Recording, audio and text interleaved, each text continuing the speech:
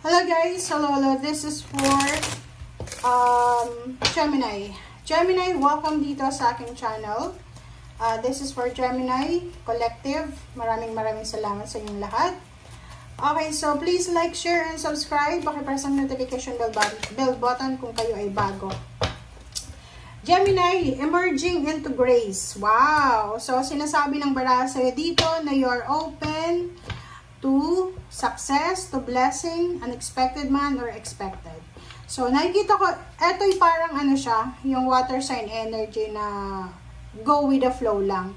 So, merong fishes, meron ditong lotus, and merong parang natutulog. So, sinasabi ng baraha sa'yo na merong Gemini dito na you're letting go. Diba? Yung parang hahayaan mo lang ang Panginoon, ang universe na gumalaw or galawin yung tadhana mo. Which is maganda, diba? Okay? So, go with the flow. Letting go, parang ganun ang nakikita natin. Or you're enjoying your journey. Yung parang sinasabi ng barahan na kalmado ka lang. Okay, partnership and collaboration and temptation. Mag-iingat kayo dito ha. You need to be very careful, Gemini, kasi merong posibleng partnership collaboration. Maybe this is a business collaboration. This is partnership sa trabaho or negosyo or like sa team, diba? Teamwork. Mag-iingat kayo kasi posibleng may mga tao dyan na hindi sila sincere sa kung ano man na partnership ang ino-offer nila sa'yo. Pwede na relationship siya, intimate, boyfriend, girlfriend, live-in partner. Or kung naman siya na partnership, alliances na ino-offer sa'yo. Mag-iingat ka. Huwag agad-agad padadala sa mga matatamis na dila. Lalo ngayon, sobrang famous ngayon. Uso ngayon yung mga pyramid scam. Naku, mag-iingat kayo. Huwag kayong maglalabas ng pera. Oy, the Hermit, 5 of Wands, sabi ko na Ace of Cups, Gemini, the Devil. Dalawa yung the Devil mo Kaloka, bakit ganon? Mag-iingat ka, Gemini. Meron ditong Gemini na meron siyang goal sa buhay.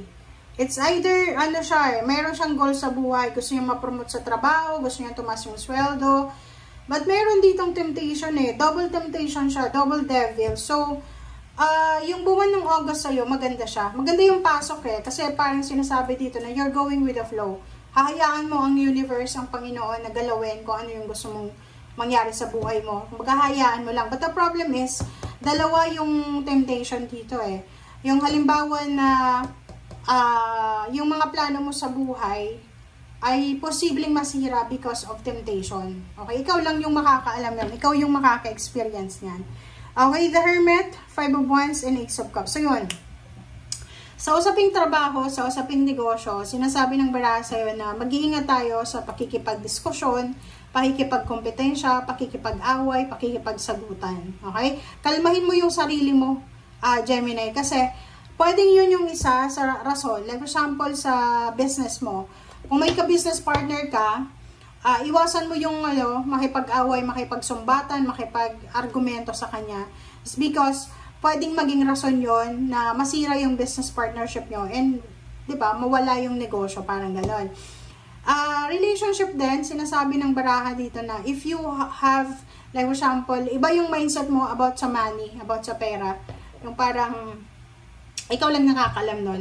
Sinasabi ng baraha na kalmahin mo ang sarili mo. Okay? Kalmahin mo yung sarili mo tungkol dyan sa mindset mo, tungkol sa pera.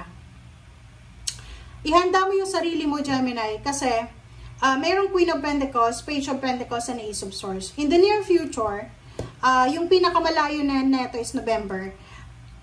For the month of November, sinasabi ng baraha sa'yo, isang napakagandang balita ang posibleng darating sa'yo na pwedeng magdala sa'yo ng pera.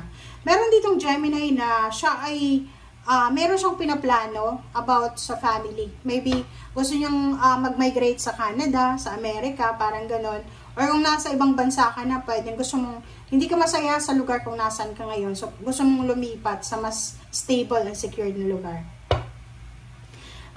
Page of Pentacles and Queen of Pentacles, sinasabi ng barahan na kung ano man itong pera na to, or kung saan man galing yan, posibleng mahawakan mo siya. Okay? May enjoy mo yung luxury eh. Like for example, lump sum of money, parang ganon. Posibleng makatanggap ka ng lump sum of money, and yung lump sum of money na yan is pwede mong mahawakan talaga siya. Okay? Makikita mo sa bank account, parang ganon.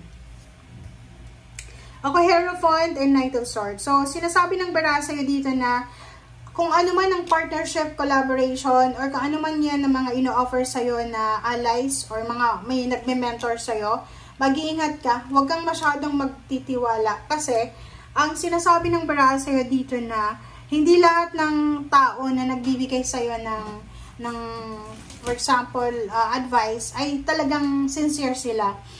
Yung King of Cups and King of Wands, sinasabi ng bara, isang water sign, lalaki, Pisces, Scorpio, and Cancer, isang fire sign, Leo, Aries, Sagittarius. This is from your past. Maybe dati mo silang boss, dati mo silang employer, dati mong teacher, or maybe relatives mo siya from the Philippines or from other country, or kung sino man yung dalawang taong yan. Sila yung mga tao na posibleng pwede mong pagkatiwalaan kasi ano na sila, yung parang proven and tested na yung collaboration mo sa kanila. Meron din dito na posibleng yung naghiwalay na sila, like mag-ex na sila. Wala na silang communication, and out of the blue, yung isa dito na individual sa couple na yun, sa ex-couple na yun, posibleng kukontak siya sa kanya and hihingi siya ng pabor, financial favor.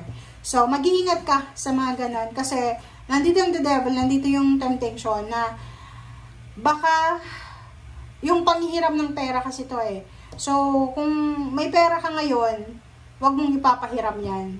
And advice doon sa mga Gemini, marami kayong pera. Kung marami kayong pera, marami kayong ipon sa bangko, marami kayong ari-arian, wag na wag niyong ipagsasabi.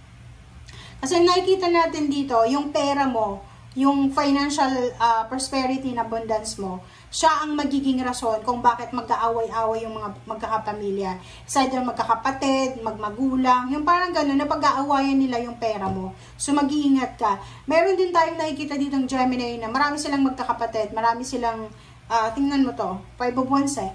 Marami silang magkakapatid, marami silang nakapagtapos sa pamilya, but yung parents, nilagay yung obligation sa Gemini na to. So, parang, etong Gemini na to ay, siya lang yung inatasan ng pamilya na maging breadwinner. Samantalang yung iba, pare-pareho naman may trabaho, pare-pareho naman may pera. So, nakikita mo dito yung 5 of Wands, na pwedeng yung source of income mo, yung money mo, yung financial mo, siya yung maging rason kung bakit mag-away-away yung lahat sa paligid mo, which is hindi mo naman kasalanan.